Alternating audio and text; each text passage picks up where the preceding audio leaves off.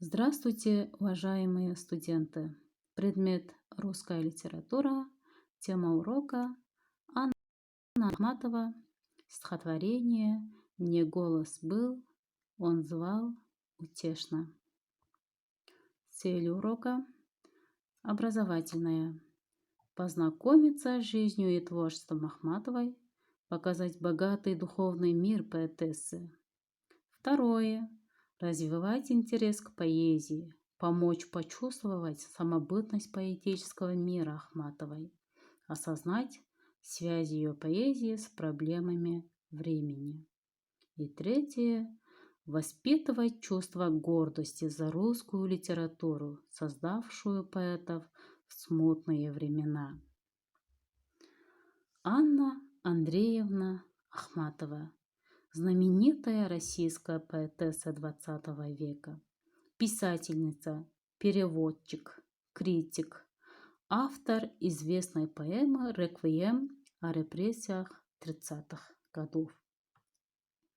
Век XX, век бурь, потрясений и потерь. Он принес в литературу нетленное женское имя Анна с трагической судьбой, но испытавший прекрасное чувство любви, которое посвятила многие свои стихи. Дорогие ребята, сегодня мы с вами приступаем к изучению творчества знаменитого русского поэта Анны Андреевны Ахматовой. Сегодня мы вспомним некоторые события ее жизни. Анна Андреевна Ахматова родилась в Одессе в семье инженера, механика морского флота Андрея Горенко 11 июня 1889 году. А в 1890 году, через год после рождения Анны, семья переехала под Петербург и поселилась в Царском селе.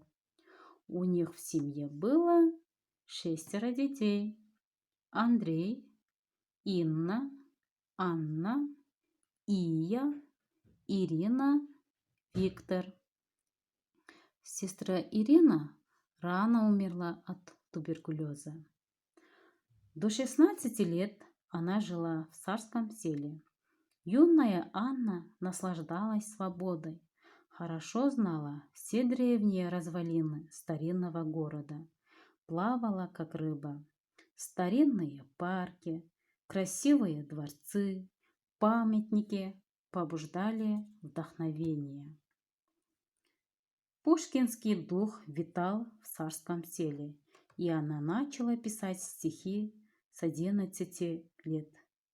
Царское село дорого для Ахматовой. Она здесь училась в Царскосельской гимназии. Она здесь познакомилась со своим будущим мужем Николаем Гумилевым.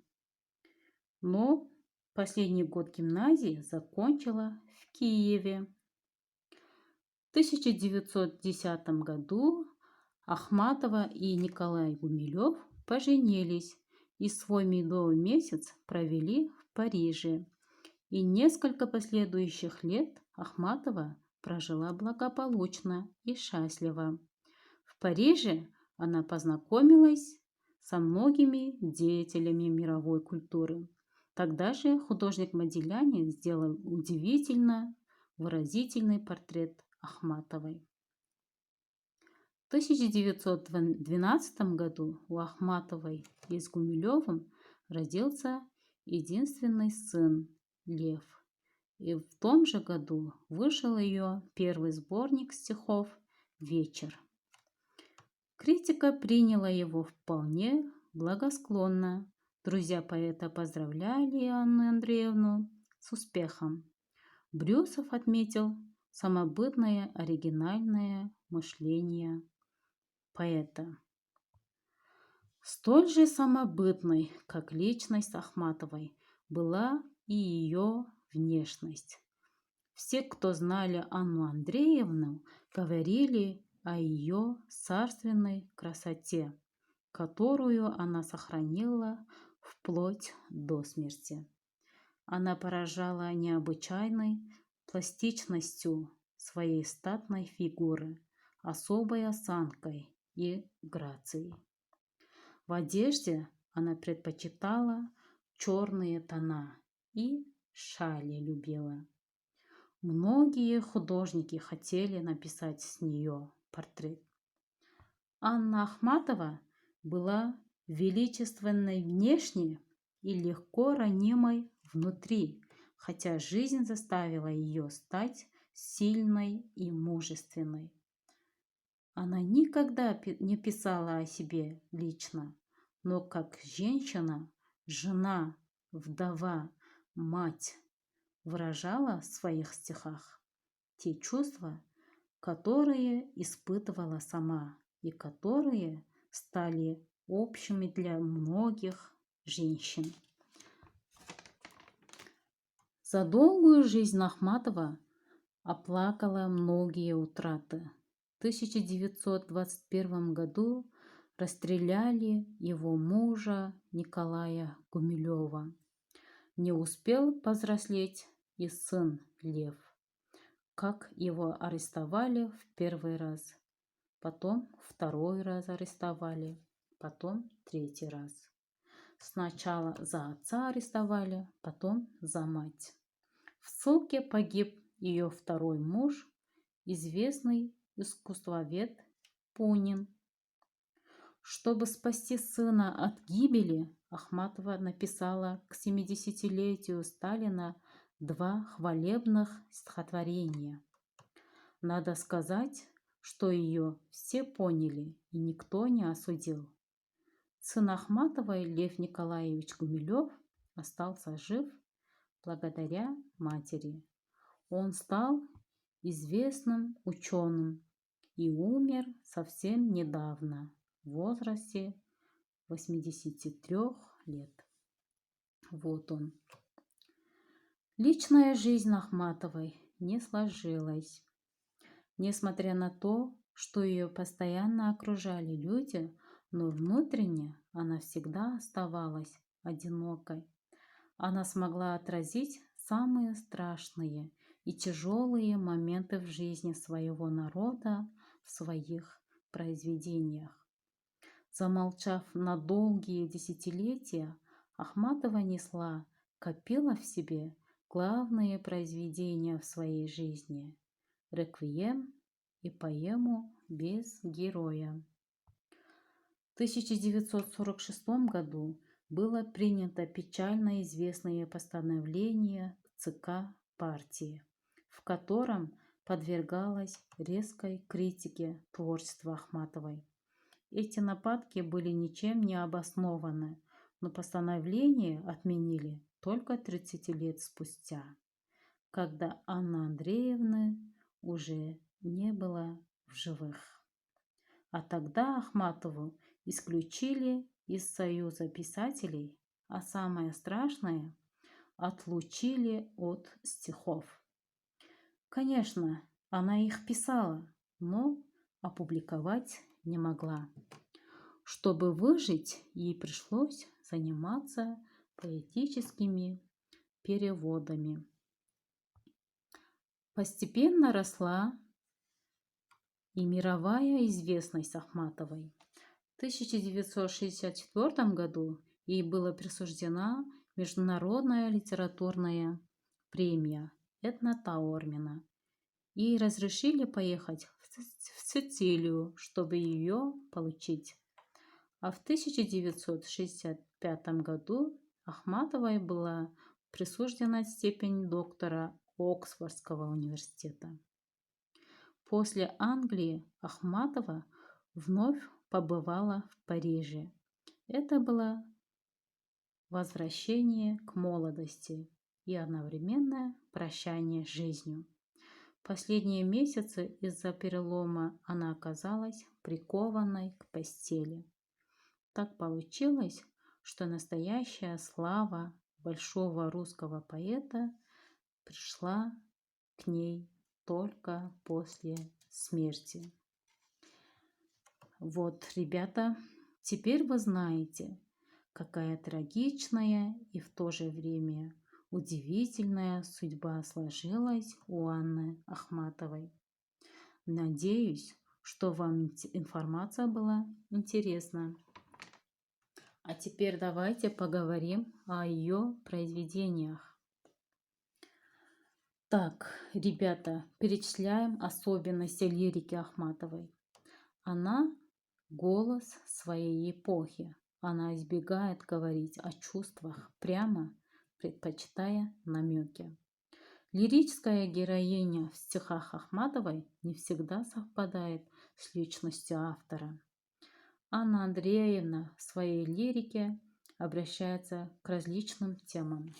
Ее первые сборники «Вечер» и «Четки» посвящены теме любви. Она сначала пишет о любви. Потом тема поэта и поэзии разрабатывается у нее в многих стихотворениях, например, «Молитва». Но, пожалуй, центральной в творчестве Ахматовой становится это тема России, тема Родины, трагическая судьба страны.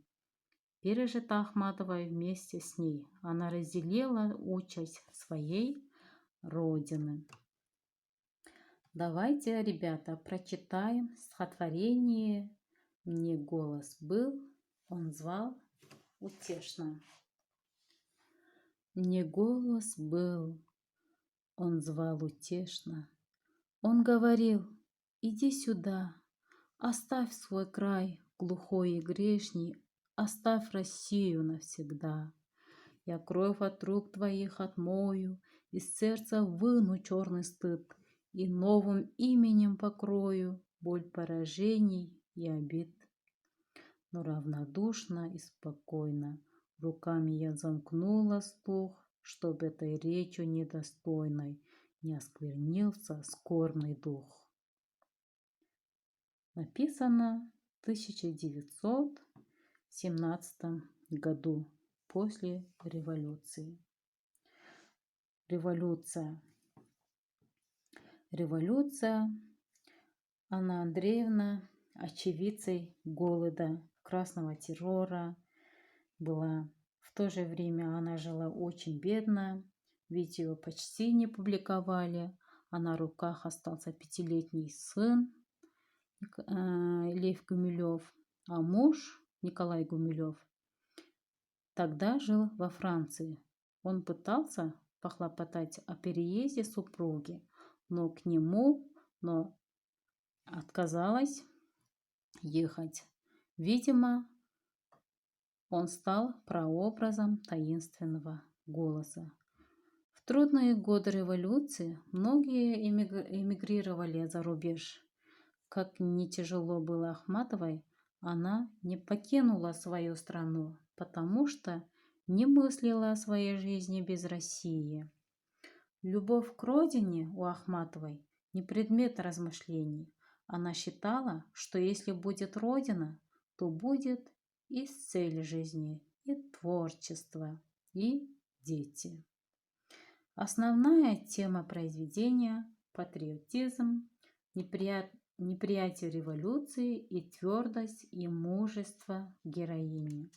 Главная любовь Ахматовой была любовь к родной земле. Идея произведения в том, чтобы всегда быть со своей страной, не бросать ее при первой же опасности, а защищать и оставаться верной до конца. Автор здесь использует такие эпитеты, как глухой и грешний, черный стыд, утешно, равнодушно и спокойно.